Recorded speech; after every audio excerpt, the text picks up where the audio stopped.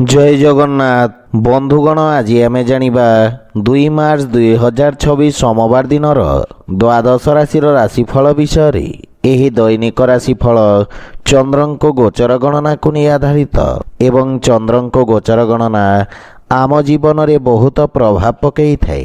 तो आसंतु सर्वप्रथमे जानिबा आजिर तिथि और राशि नक्षत्र विषय। आज होची 2 मार्च 2026 सोमवार फाल्गुन शुक्ल पक्ष चतुर्दशी संध्या 5:56 गते पूर्णिमा। आज अश्लेषा नक्षत्र दिवा 7:52 गते मघा नक्षत्र। आज कर्कट चंद्र दिवा 7:52 गते सिंह चंद्र।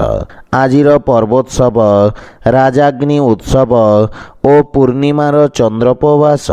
आजिर शुभ बेला प्रातः 6:14 रु 7:48 पर्यंत।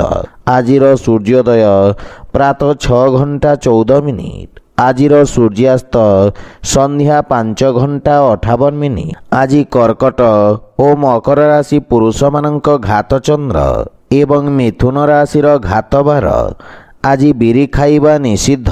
तो बंधुगण आसंतु जानिबा आजिर राशिफल विषय। ता पूर्वरु आम चैनल को जो मैंने नुआ करी आछंती तले थिबा लाल रंगर सब्सक्राइब बटन को दबाई आम चैनल को सब्सक्राइब करंतु और पाखरे थिबा घंटी बटन को दबाई ऑल रे सिलेक्ट करंतु कहीं आमे अपलोड करिथिबा प्रत्येक वीडियो नोटिफिकेशन आपण सर्वप्रथमे पाई परिबे।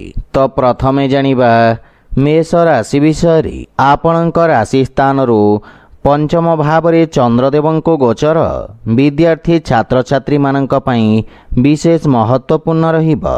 आपणक आत्मविश्वास रे वृद्धि घटिबा। सुगंध निर्माण तथा अगरबत्ती व्यवसायी मानक विशेष लाभ परिणाम प्राप्ति हेब। आपणक समस्त कार्य को जन समर्थन मिलिबा। रोजगार तथा व्यवसाय क्षेत्र रे आसुथिबा समस्त प्रकार अवरोध दूर हेब एवं परिस्थिति सामान्य हेबाकु लागिबा। जीवन साथी कार्य क्षेत्र रे उन्नतिर प्रबल संभावना रही एवं परिवार रे हस खुशी और सुख शांतिर वातावरण लगी रहिबा। परिवार सदस्यंक सहयोग रु आपण कोनसी नुआ परियोजनार प्रारंभ करिवे। मातांक सहित संपर्क रे सुधार आसिब एवं कोनसी प्रकार छोट यात्रार जोग रही। आर्थिक स्थिति क्षेत्र रे सुधार हेब किंतु व्यर्थ खर्च आर्थिक संतुलन को खराब करि पारे। परिवार रे कोनसी सदस्यंक स्वास्थ्य समस्या को नहीं आपण चिंतित रहिबे। आज आपण ओं नमः शिवाय मंत्र जप करंतु शुभ फल पाइबे। वृष राशि आपणक चतुर्थ भाव में चंद्रदेव गोचर कारण वाणिज्य व्यवसाय क्षेत्र में बाधा विघ्न और समस्यार सम्मुखीन करने को पड़िबो।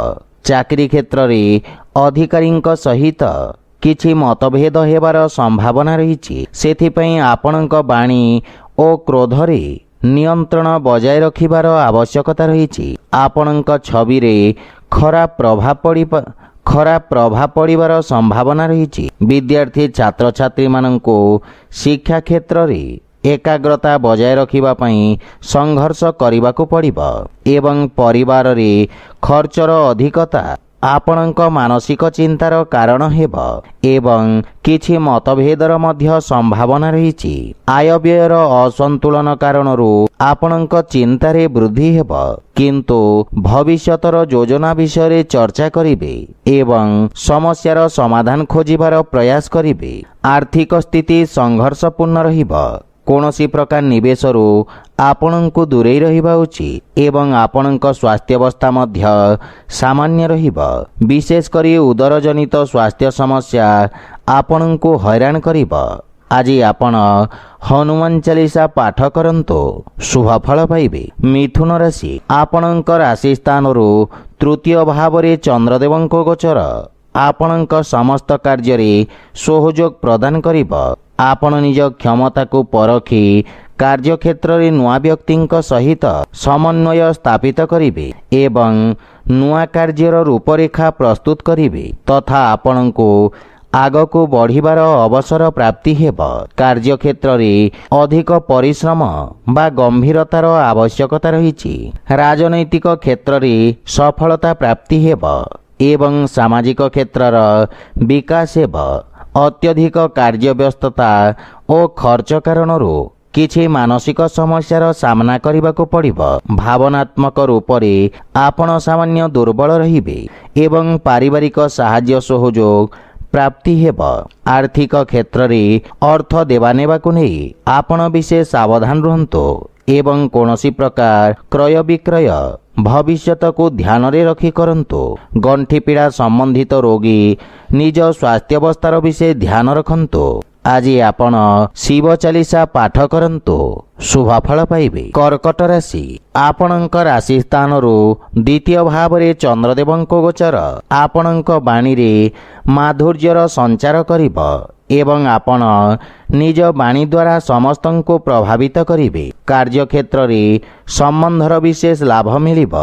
ସମାଜରେ ଆପଣଙ୍କ ସକାରାତ୍ମକ ଛବିର ନିର୍ମାଣ ହେବ ଏବଂ ଆପଣଙ୍କ ସମସ୍ତ କାର୍ଯ୍ୟ ସଫଳତାପୂର୍ବକ ସମାପ୍ତ ହେବ। ବିଦ୍ୟାର୍ଥୀ ଛାତ୍ରଛାତ୍ରୀମାନେ ନିଜ ଅଭିବ୍ୟକ୍ତି କ୍ଷମତାରେ ବିକାଶ ଅନୁଭବ କରିବେ। ଭାଇ ଭଉଣୀଙ୍କ ସହିତ ଉତ୍ତମ ସମୟ ବ୍ୟତୀତ ହେବ ଏବଂ ସନ୍ତାନ ପକ୍ଷରୁ ସୁଖଦ ସମାଚାର ପ୍ରାପ୍ତି ହେବ ତଥା ପରିବାରର ପୂର୍ଣ୍ଣ ସହଯୋଗ ଆପଣଙ୍କ ଉପରେ ଲାଗି ରହିବ ଏବଂ ପାରିବାରିକ ଦୂରତ୍ୱର ଅନ୍ତ ଘଟିବ ତଥା ପରିବାରରେ ହସ ଖୁସି ଓ ସୁଖ ଶାନ୍ତିର ବାତାବରଣ ଲାଗି ରହିବ।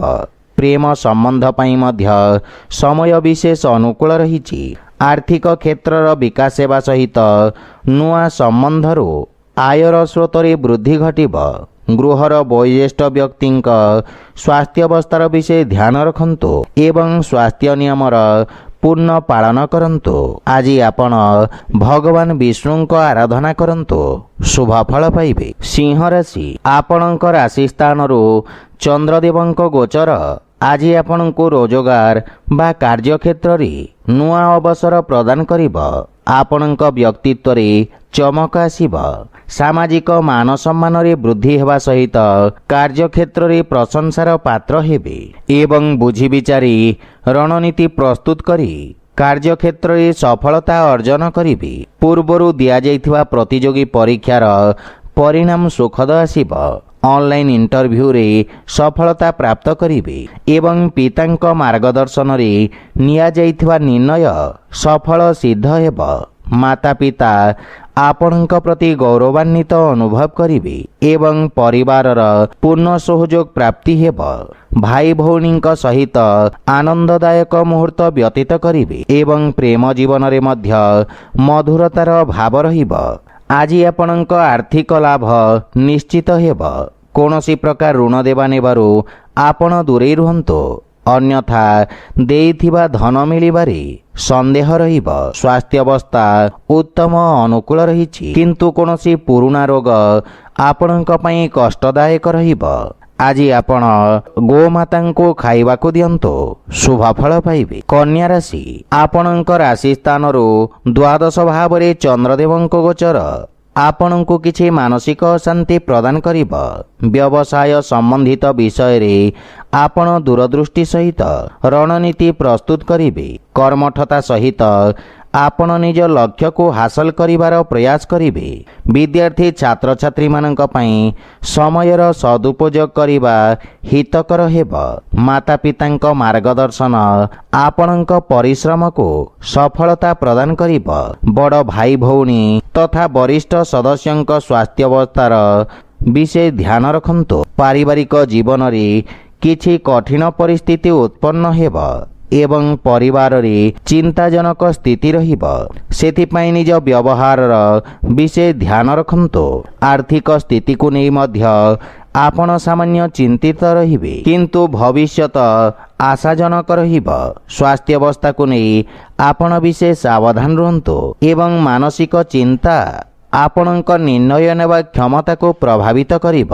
ଆଜି ଆପଣ ଭଗବାନ ଶ୍ରୀ ଲକ୍ଷ୍ମୀନାରାୟଣଙ୍କ ଉପାସନା କରନ୍ତୁ, ଶୁଭଫଳ ପାଇବେ। ତୁଳା ରାଶି, ଆପଣଙ୍କ ରାଶିରୁ ଏକାଦଶ ଭାବରେ ଚନ୍ଦ୍ରଦେବଙ୍କ ଗୋଚର ଆପଣଙ୍କ ସମସ୍ତ ପ୍ରକାର ଲାଭରେ ବୃଦ୍ଧି କରାଇବ।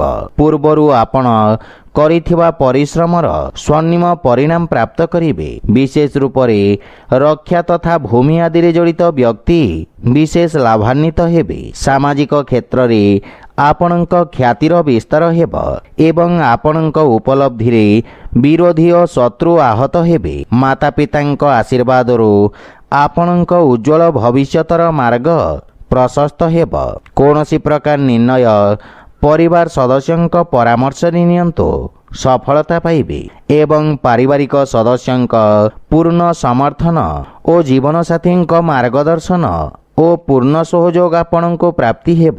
ଏହା ସହିତ ଆକସ୍ମିକ ଲାଭର ସ୍ଥିତି ମଧ୍ୟ ପ୍ରବଳ ରହିଛି। ପ୍ରେମ ଜୀବନରେ ନବୀନତା ଓ ମଧୁରତାର ଭାବ ରହିବ।